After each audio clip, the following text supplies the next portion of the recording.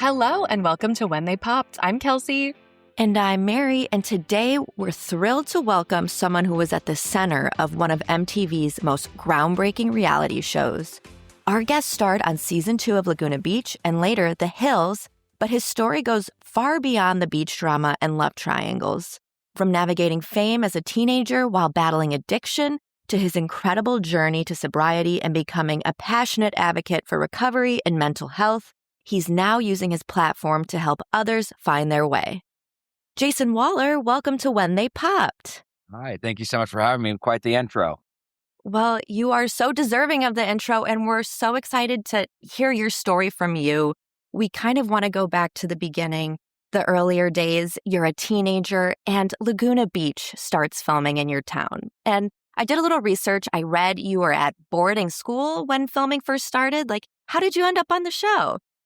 Well, so at that age, 15, 16 years old, that's when I was starting to struggle with mental health and addiction issues. And so I was actually out in Provo, Utah. I actually started at a wilderness camp where I was kind of sent out in the middle of nowhere where you whittle your own spoons, make your own backpack, you go hike multiple miles a day. And then from there, after I left wilderness, I went to boarding school. And when I was there, I got word that basically they were doing a show, obviously Laguna Beach, and didn't really know much to what to think of it. And I came back from boarding school and the show, it aired sometime shortly after that. And obviously we saw its success. And with the success of the show, the producers were like, obviously, well, we need to cast because some of the seniors are moving on. So they asked some of the current cast, who would be some good options for that. And given my my history and my circumstances, my name got brought up. And I think it was at the rooftop in Laguna that the interview took place. And I mean, I think it kind of hit all the molds that they were looking for. And I think it was pretty shortly after that they had asked me to participate in the show, which is funny because I went back and forth multiple times. I'm like, do we want to be a part of this? Do we not? At one point, we're like, this is so lame. We don't want to be a part of this show. We're kind of making fun of it, even though some of our friends were on it. But then I was actually convinced by my parents and some close friends, dude, it'd be cool to have your senior year documented. And it's, if you look back, allowing your parents to capture photos and video stops around, 12, 13 years old. And so to have something that, could be, not that I wish this was a documentary that was going to be shaped to show my children down the road, but it is what it is. And that's kind of the rest is history. But the show ended up having such tremendous success. I mean, none of us, again, thought it would be cool to have, is this the documentation of our senior year? And, little did we know overnight that for the new cast members, it was just going to be tremendous success and everything changed. I mean, literally everything. I'll never forget the first time that a commercial aired because social media and stuff wasn't around. So people got their information through tabloids or, media clippings or commercials. And I remember the first commercial airing for that. And I went down to the gas station and my car was bombarded with people. I'm like, wait, what just happened? Right. And so during that time, also you're dealing with somebody that is, you're 17, 18, you're one of the most impressionable ages, growing up. Plus I was dealing with underlying mental health issues, obviously addiction issues, had an overinflated ego with an underestimated sense of self-worth. And so, it was just kind of a perfect fire to distract from what was really going on in my life, to really kind of put this big distraction in front of me that I was able to kind of go towards. and it snowballed, not into a good way.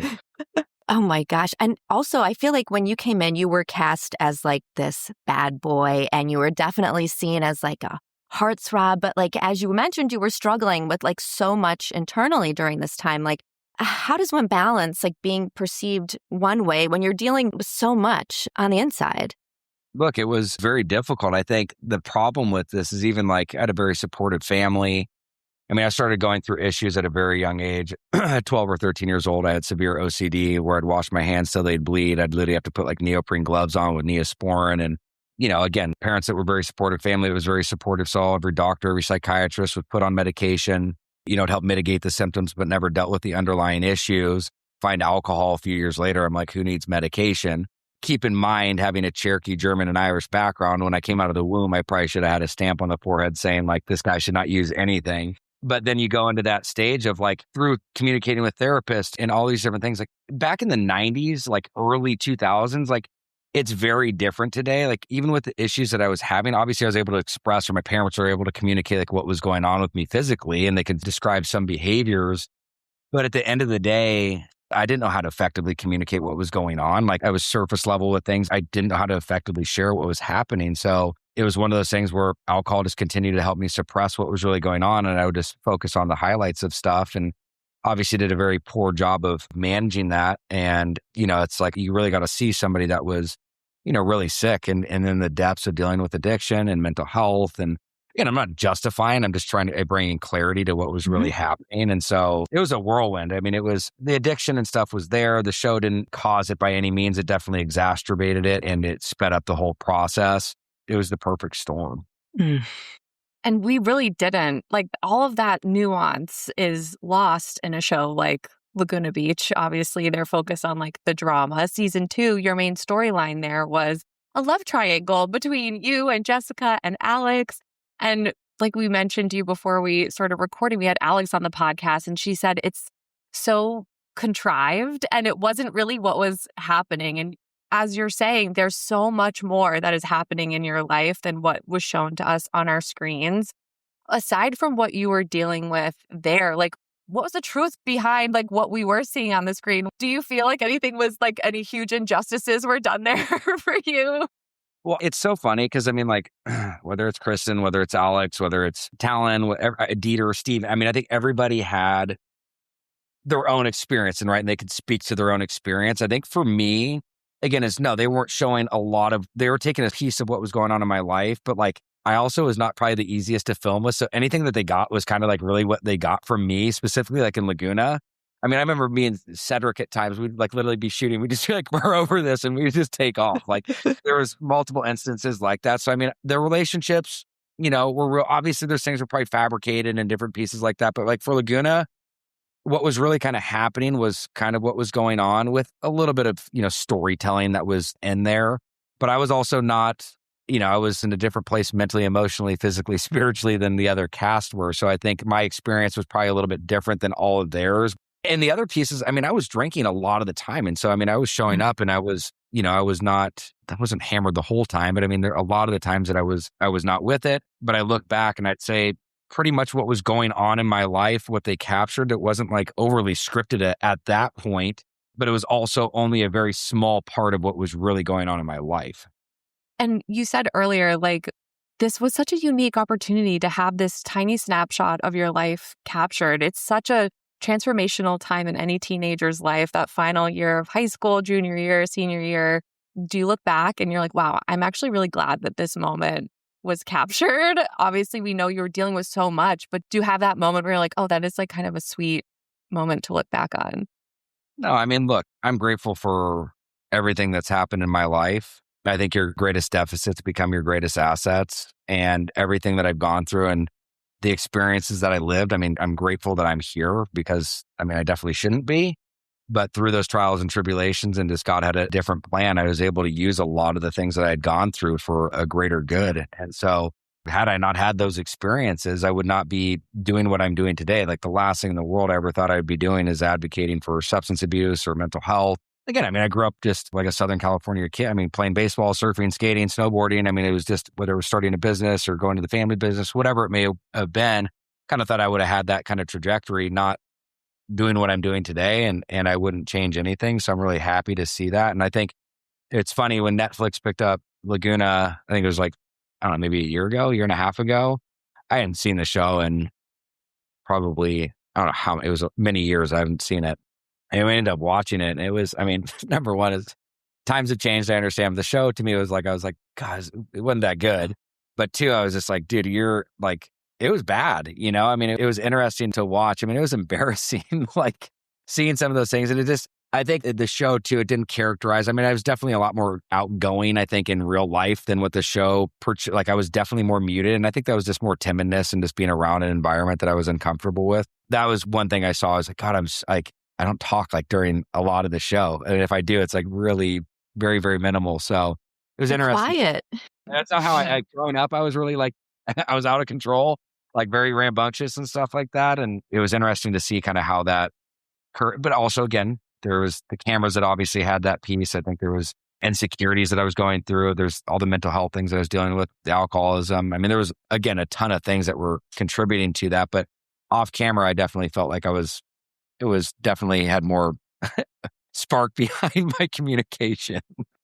I feel like that's the general consensus looking back and watching that show with adult eyes. We're like, wow, there's no dialogue. Like no one says anything. It's just like looks, like looks. You're just like looking longingly at each other or like rolling your eyes at someone. So it's not just you, Jason. It was everyone. I remember rewatching it as an adult, but watching it as a middle schooler, I was like, oh my God, these are the coolest people alive. Like the fact that you guys did the promposals, like, and the dance proposals when Alex M got in the box and the little scavenger hunt for you guys. That was like core memories for us. And we didn't even like live through it.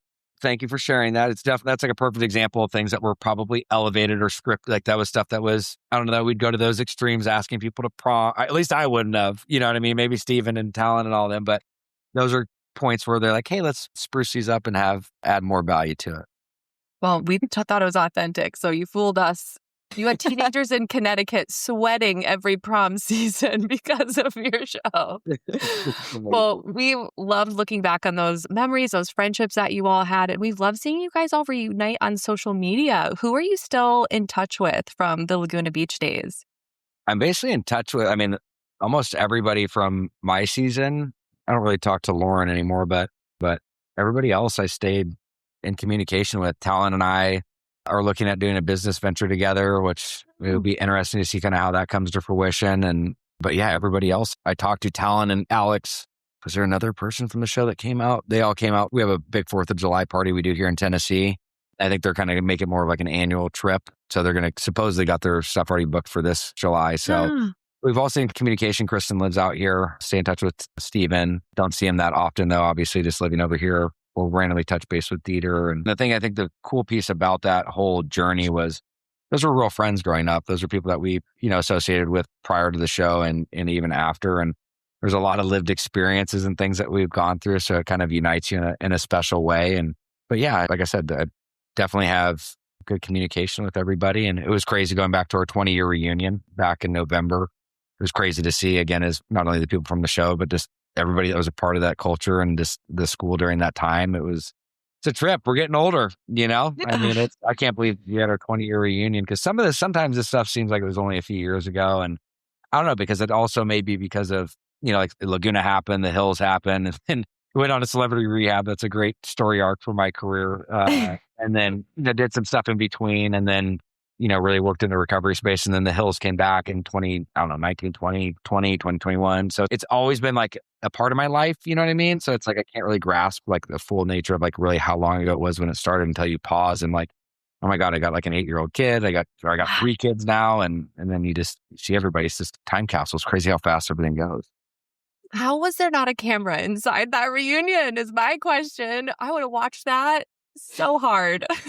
There should have been, I'll tell you that much. Oh boy. Hilarious. Well, I mean, do you even understand like the scope of the show? Like, is that something that is you like feel like you've been able to like grasp your hands around? Like what a huge deal Laguna Beach is. As obviously we're when they popped, we love to ask our guests, like, what was that moment that you feel like, not that you made it, but like that you were like a big deal? Like you were a household name growing up. I mean, again, just even reverting back to that time I said I went to the gas station for the first time, I knew something was astronomically different. But I think it was just when, people started to follow you. People are starting to just take pictures of you. I mean, you got people with like regular cameras, like you see the flashes go. I mean, like when you're just walking around, it was just very bizarre. And I think even when you go to malls or you go to restaurants and like within like a couple months of it coming out, you're like, oh my gosh, like this was like a really big show. And I mean, I remember people saying it was like the number one show on cable. And I mean, it revolutionized the way TV was done. I mean, it's like the format of it. I mean, that's what created the Kardashians, the Housewives. Like, I mean, it was like those soft docu-series types of shows. And so I think it's cool, like looking back at like, being a part of that, even though like it wasn't, I was like, oh, I want to be a reality star growing up. But it's cool to see the impact that it had on culture and just how it is navigated, whether it's both good or bad, but I mean, you look at all the different shows that have come out from that storyline. I think I was like talking to Jack Osborne a little while ago and was just like thinking like it was basically like the Osbournes were out. There was like Laguna, obviously the Real World and, a couple other shows, but it was like at that first starting point of like how these things were being done. And so it's crazy to look back and now today to see some of the shows that are currently out there, what they've done with it and how much it's evolved. And I guess to see the progression, there's similarities, but how much it's changed, because I feel like now reality TV is so scripted. You just never know what's real or what's not. And, I got a taste of that when we went and did The Hills again in the latter part, the New Beginnings piece. And it was so different from what I recall when I was younger, but I was also sober, and it was very different in the state of mind that I was in. So if you had to go back to the very beginning when you were considering to do the show, you're about to go on this reality show that maybe people don't fully grasp like what a huge deal it is. What advice would you give like your little teenage self? Oh my God, that's a loaded question. Again, not to be like cliche or anything. I really think there's a lot of things I would have advised from like just the addiction and mental health perspective. But again, had I not gone through those things, I really don't think I would be where I'm at today. It's like the work that I'm able to do, the people that I'm able to work with, and the knowledge I'm able to procure and the amount of people I'm able to help now. I don't know that I would change that, because I do have such a fulfilling life. There's obviously a lot of regret. There's a lot of things I wish I didn't do. That goes without saying. But I believe that, God has uniquely designed each one of us in our story that we have. And I really believe it was what I needed to navigate to get to where I am.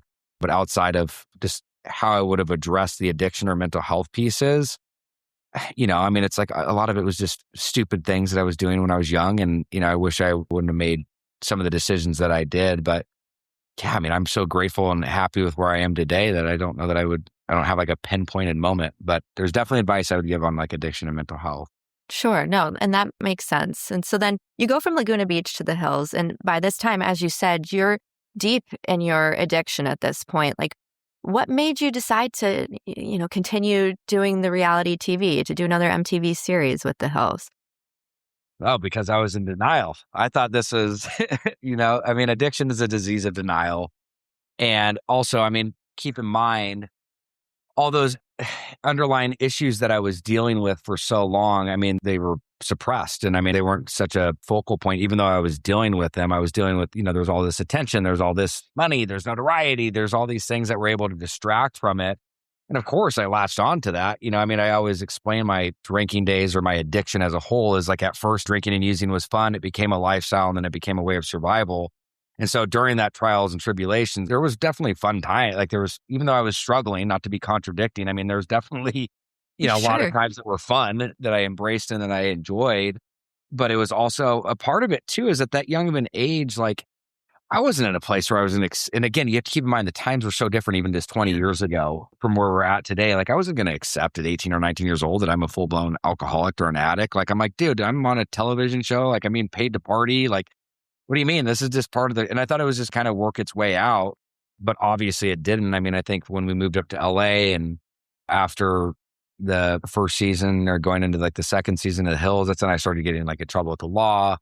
And so from ages 18 to 23, I'd gone to 12 or 13 different treatment centers. I was arrested a bunch of times. And as I was in the depths of addiction, I was in complete denial that I didn't have help. And a lot of the times when I was going to treatment is to appease a girlfriend or is to appease a court or appease family members. And I wasn't at a place where I was really, wanting to surrender. But then, addiction really grabbed hold of me at that latter part of that, 22, 23 years old, where, it went from having fun to really a way of survival that I couldn't function without it. It wasn't only contemplation of, attempting suicide, but actually attempting suicide and going through a lot of those like pieces in life. Like it was just so quick. It was just like fast track from what I was to just in the bondage of drugs and alcohol. And it was scary. It got to a place where I didn't see a way out. There was a point where I just didn't think I was going to live past it because it was so deep. And addiction's cunning, it's baffling, and it's powerful when you're in the depths of it. And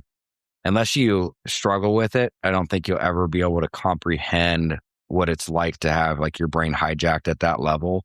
Just from like a neurological and a physiological standpoint, it's crazy. So now, was there an exact moment where you were just ready or you knew you just needed to make a change and take your recovery seriously? I call it like a moment of clarity. Really what happened for me, again, going back, I had a very supportive family, sibling, brother, sister, mom, dad, friends that were a part of this process. There was nothing that was necessarily different. I mean, there's a lot of things that had happened over the course of these several years. But I found myself in a therapy office yet again with my mom and my dad. And I'd never seen my dad break down besides when his mom had passed away. And he's like the patriarch of our family. But he just looked over me and he had a tear running down his face. And he was just like, Jason, we just don't know what to do anymore. You know what I mean? Like mom and I, our marriage is suffering. The family's at just like a complete loss. And mom and I lay in bed, like two planks of wood waiting for the phone call that you're dead. And for whatever reason, I mean, that obviously was a very powerful message for me, but there was like literally like a light came on and like an understanding of like, for whatever reason, I'm like, hey, I don't have enough motivation to try to do this for myself.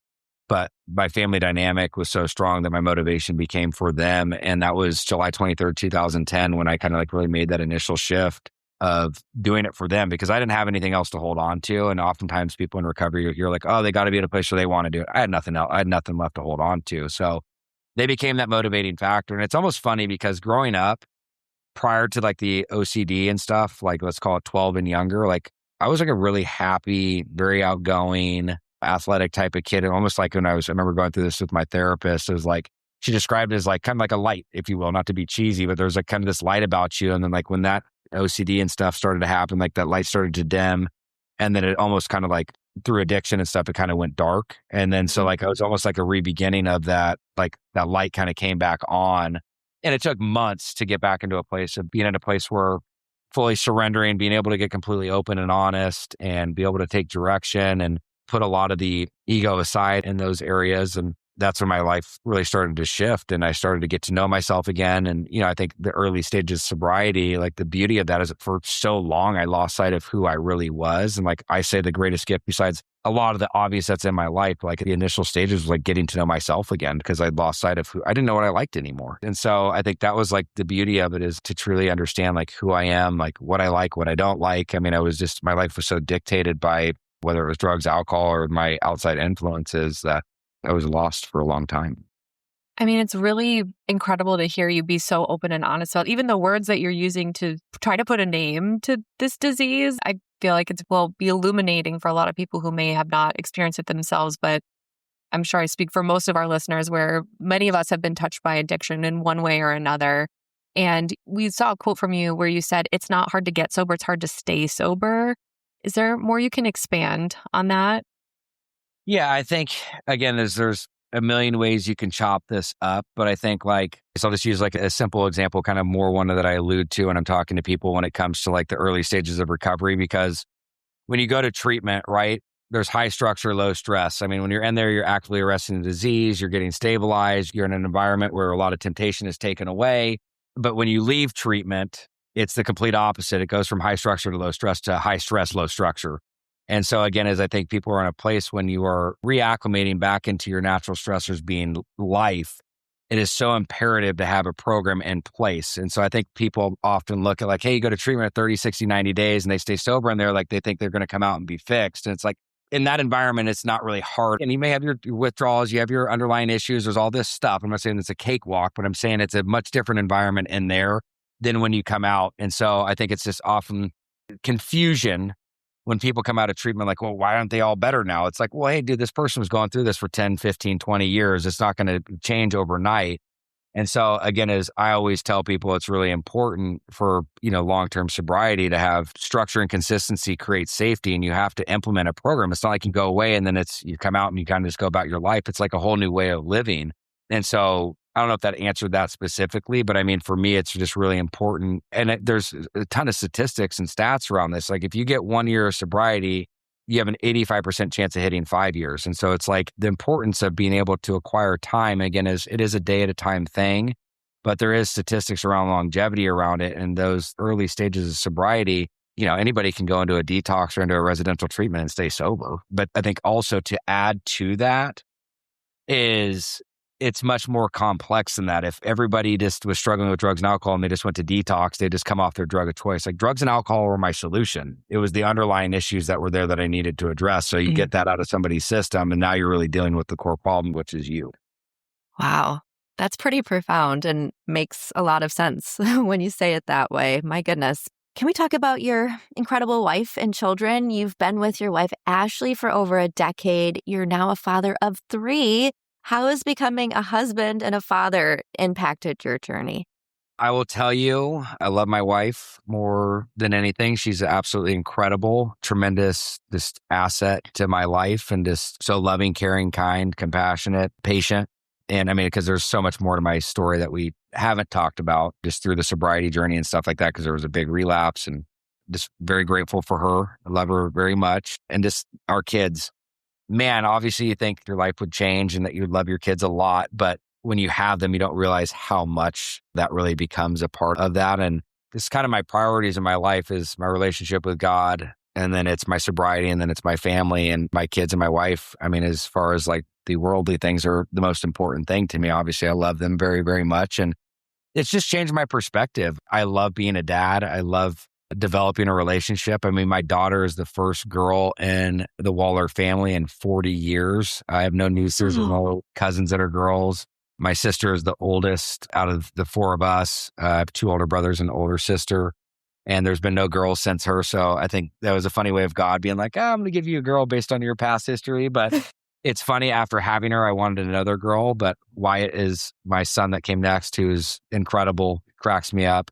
And then August, our youngest, I call him Smiley. He's just the happiest baby, but they all are incredible. I mean, they're really good kids. And, obviously we have our moments, but overall, it's been the biggest blessing, and I think back, like looking at all this stuff that's come to fruition, like it's so sad to see how many people have lost their lives in addiction. I mean, it's the leading cause of death in America for 50-year-old individuals and younger. And to think of all these people that have, whether they're married, weren't married, didn't have kids, had kids, that have lost. Like, I mean, I just look at all the memories and stuff that I've been able to cultivate and create over the course of time. And I'm like, dude, the addiction could have easily taken all that away and just not even ever had to experience with it. So just a lot of gratitude with that. And, there's such a motivating factor of why I strive to do better every day and I want to be a really good example to them. And I'm very intentional with my kids. I spend a lot of time with them, and not only from a coaching standpoint, like literally through life, but also try to have fun and be adventurous with them and to give them the best life and opportunities that they can. Well, we love to see it on social media. It's incredible to see you become a dad, and it's awesome to see. But, you gave that statistic about addiction being the leading cause of death. I wanted to ask why it's been so important for you to become such a prominent voice in the world of recovery and addiction. Why would you say you've really been inspired to pursue this? I mean, there's so many reasons. I think seeing what it did to me personally, and somebody that was fortunate enough to have resources and access and still had the struggles and the trials and the tribulations that I did. Half my family struggles with some form of addiction and or mental health. And to really be in that spot of knowing that struggle, it is so painful. It is so miserable, so lonely. It's so isolating that I feel for the people that are in that spot. The beauty, though, is that there's a way out. There's a light at the end of the tunnel, and we can overcomplicate a lot of things. And I think just trying to, I believe by expressing vulnerability, it creates humility, and which creates a sense of safety. And so I think if you can open up and share about what you've gone through, it lets people know that they're not alone, but it directly connects one another with what it is that they may be going through. And, at the end of the day, our stories may be very different, but I mean, when it comes down to depression, or you're sad, or you're lonely, or you have insecurities, or low self-worth, low passion, low purpose, low motivation, whatever it may be, if you can talk about those types of things, I think it creates a form of connection towards people. And so I also think some of the best experts are the ones with lived experiences. I work with some incredible doctors and amazing researchers and different people around this, and they're obviously very knowledgeable on it, but sometimes I connect more with the ones that have the lived experiences than the ones that have read textbooks that understand it. And so I think it's important to have all facets of that. And now you have a doctor or a researcher or somebody that is in recovery and they have their tools, then they're next level. But it's just an interesting component to be able to tie it through. So and I think also too is my kids are pretty genetically disposed to this. And so being able to try to leave this place better for them and their kids down the road is going to be what's really important too. And I mean, working with, Dr. Amen and all the work that we're doing at the Change Your Brain Foundation, working with Sober Safe and Sober Sure from a preventative and an accountability perspective, and whether it's podcasts and speaking and new segments, and just aligning myself with the right people that really believe and have similar morals and values. It makes it very easy because I think there's a lot more people. And again, times have changed. You look back at when we were talking about when I was in this stage, I mean, we've done a tremendous job at breaking down the barriers towards the stigma. Trust me, it's still there and it's a long ways to go. But people are talking about it now. I mean, you have other, very influential public figures talking about it. And I think, again, is to create systemic change, you have to communicate and you have to talk about it. That's really where you can really put more solution behind those types of things. Absolutely. And you kind of mentioned, I wanted to tie it to this question. Like, I feel like we've come very far as a society in how we view addiction, at least since the early 2000s, and mental health. But there's obviously still so much room for improvement. Like, what do you think is still being overlooked or misunderstood? That's such a loaded question. I mean, there's so many different pieces to it. I think just in general, I mean, I think just the education as a whole, because I always believe what's predictable is preventable. And I think if we can inform and instill and educate people at a much younger age, or instill the educators at an age to be able to incorporate it into their life, we could be doing a lot more. And so I think that I just can't believe how many people I still run into in this day and age that just don't even understand what addiction is. You know what I mean? And being able to come up with a simplified version of, it doesn't have to be some crazy medical term around it, but, just understanding what addiction is, what are the signs and symptoms of somebody struggling? What do I do? I mean, there's just so many little pieces that I think people could get informed and educated on, because I think some people are like, oh, it's not going to happen to us, or it's not, we're not like that, or again, maybe like me, and just complete denial around it. And so I think, again, is just getting more versed and educated on it. And also, I think really understanding wherever there is an alcoholic or an addict, there's a codependent, and sometimes they're just as sick, if not sicker. It's very important that the people that are directly impacted by the disease of addiction understand the role that they're playing in that person's addiction. And so that's another piece is, I don't care if it's, I mean, literally everybody, whether it's a homeless person and it's the government being their enabler, whether it's a son and their parents being the enabler, or a grandparent, wherever there's somebody that's actively using, there's somebody that's enabling the behavior. And again, I mean, you could dissect that in a lot of different ways, but I think also having people understand where they're really adding or subtracting to this person's life is important, because again, as they need the support and they need the help as they're going through this process. But it's also really important to understand when you're helping and when you're not. And my parents went through that. I mean, there's so many times when they kept throwing pillows when I should have fallen. And again, there's a really big conversation there, because I also don't believe that people necessarily have to hit a bottom. Part of what I try to do is try to help people stop digging and try to bring awareness to what it is that they're going through. Because back in the day, it's like, oh, somebody's got to hit the bottom. Like, we didn't have the overdose rates that we did 15 years ago. It's like oftentimes now people's bottom's death. And so how are you going to be able to help that person? And it's multifaceted. It's not just that easy. It's very complex. And I mean, I was a patient of this and been around this for 20 plus years. And so, no, I don't expect people to understand it from a very high level. Just like if somebody were to talk to me about certain cancer, it's not like I'm going to have a very in-depth knowledge around it. But I think there's a lot of things that we can do in bite-sized pieces that could really create shifts and change around this. And so I think, again, is education and getting more information out, so people really understand what it is they're dealing with. But I mean, I could literally put together a list of like 50 things that from just my side I would change, but I'm not saying I have all the answers by any means. But I've just been around it a lot. And I think, again, there's a lot smarter people that I've learned from, and that they come up with really good ideas or thoughts or concepts or treatment modalities, so that's a piece there. And I think even like another thing, like just to talk about one of the companies that I work for, I think this is like a really interesting facet. So Sober Safe is a company I've been working with for the last couple of years. And they have, I'll specifically talk about Sober Sure, but it's the first ever transdermal alcohol monitoring detection band. It monitors for alcohol 24/7. It has GPS tracking and it has band removal notification. Yes, this can play an instrumental role for people that are coming out of treatment for higher level of accountability, reestablishing trust, because on the back end, there's an app that's directly connected to it. So the administrator or somebody that's overseeing it, whether it's a parent, a husband, a wife, whatever it may be, they don't have to go constantly going over their shoulder, checking on them. That could just be a great way to, again, ensure that what they're doing is what they say that they're doing, especially in my situation. I wish this tool was around when I relapsed, when we had our daughter.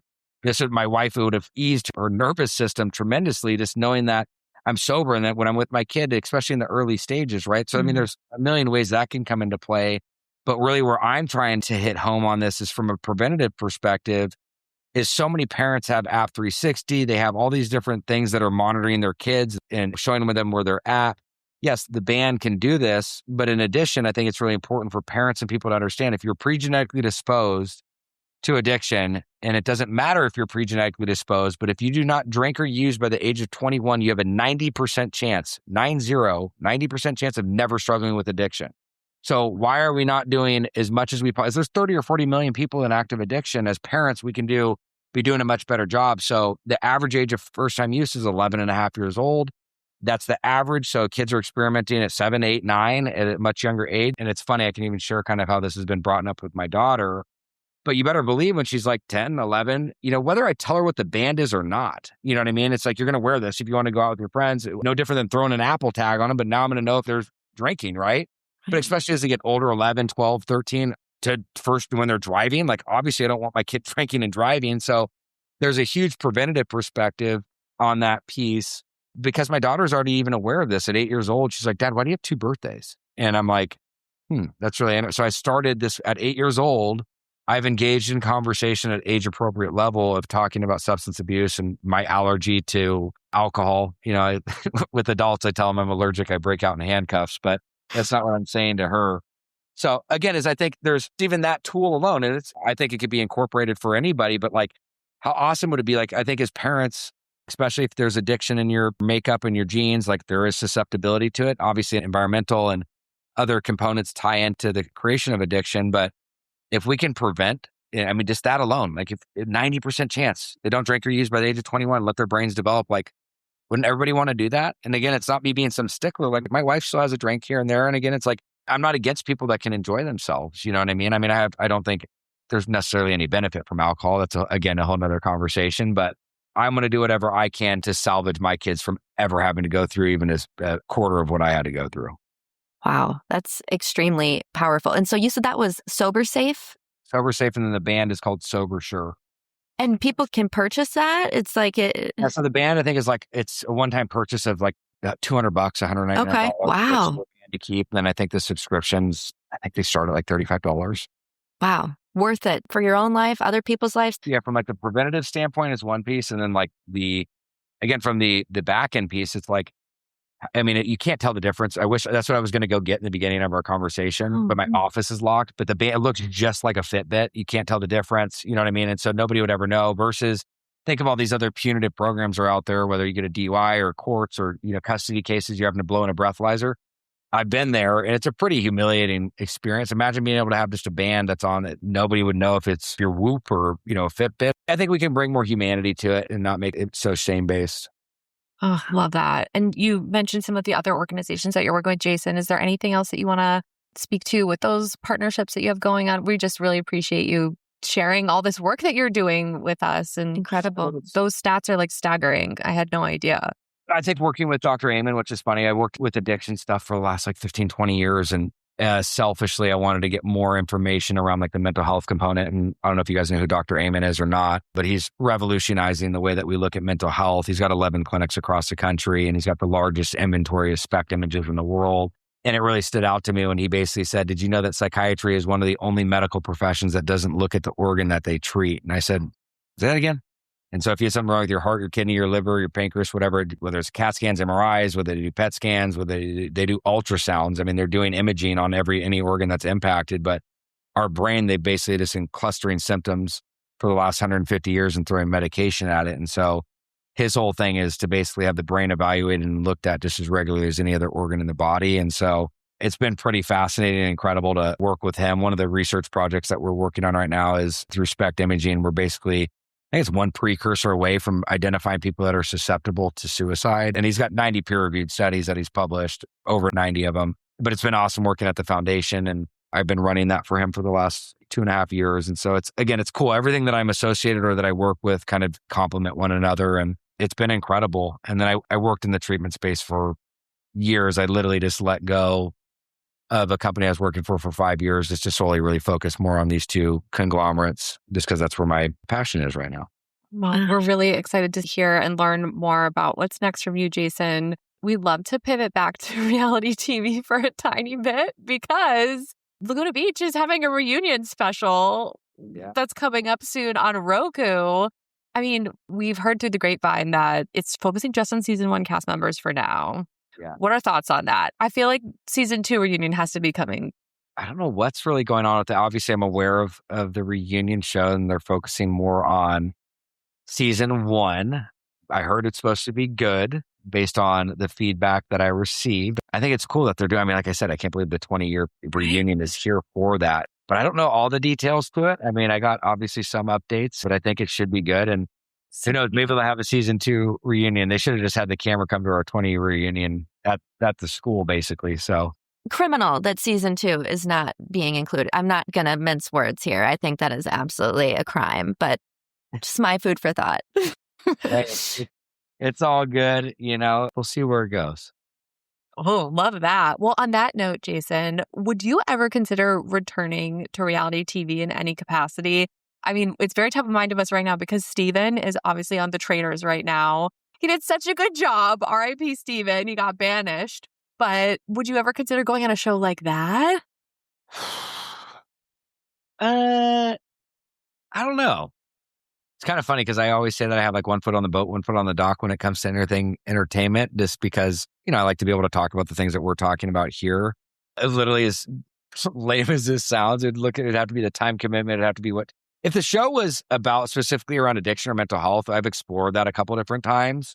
I would probably do something like that to bring greater awareness to it and be able to provide information. But Traitors or, some of these other shows that are out there, I don't know, maybe, I wouldn't say never, but I definitely don't know that I would ever. I would do something like with like Laguna again. Like that's probably I would never do like the Hills again or anything like that. Was just out of control. So I don't know. I'd say I'm 50-50. Not no. Okay. So we're going to take that as a not no. No.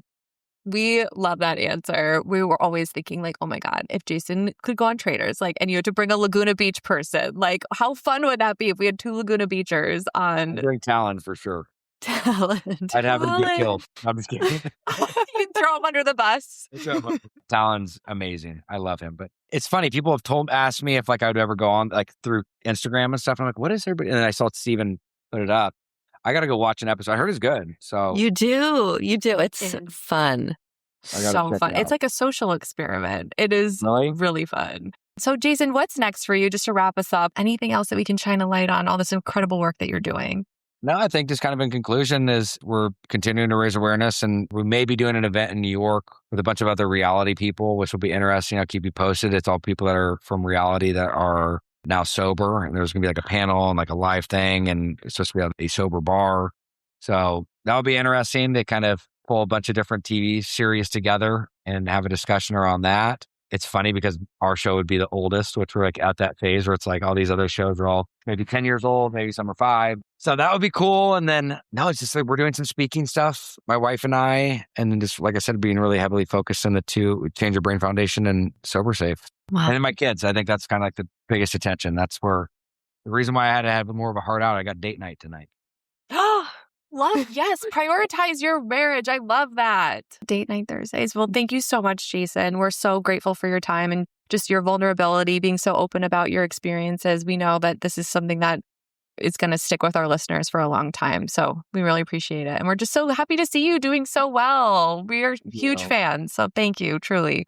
Thank you so much for having me. I appreciate it. That was our conversation with Jason from Laguna Beach and the Hills. What a legend.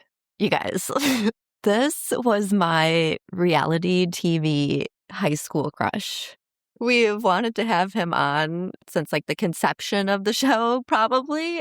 So it's just really cool to see how far he's come and what he's done with his life. And again, I feel like I'm parasocialing, but to see him with his family and his kids, I'm like, oh my God, Jason. I feel like I learned a lot through this conversation. I was not aware of some of those statistics. And I think just the way he describes the words he was using, I don't know. I feel like that's one of the more succinct illustrative ways of someone describing what it's like to be struggling with an addiction that I've ever heard. It was very digestible. The words he used, he's clearly put a lot of time in. It's clearly his passion, and it comes across in his delivery. He's really good at his job. He said many times, he's just trying to bring awareness, and he's doing a great job. Yeah. So at the end, he said he's working on something with another reality show. And I'm like, Carl from Summer House. Like, it's got to be. He just opened Soft Bar in New York. Yes. Carl does a ton of stuff around his sobriety, and he works with a couple organizations. He just ran the New York City Marathon in partnership with an organization. He's like doing a ton of stuff, Carl. So I hope, that's my guess. Jason didn't tell us this. I'm just guessing here, but that would be a really cool team up. And really, like Jason said, like bring together the OG reality TV show as we know it to some of the shows that I watch Summer House every week. So I would be thrilled to see that mashup for such a good cause. That makes so much sense. I think it's a great call out and guess. We're going to watch this space. The final thing I want to say, and I'm putting this out into the universe, the amount of money I would pay to see Jason and Talon on Traitors. The limit does not exist. So Peacock, if you're out there.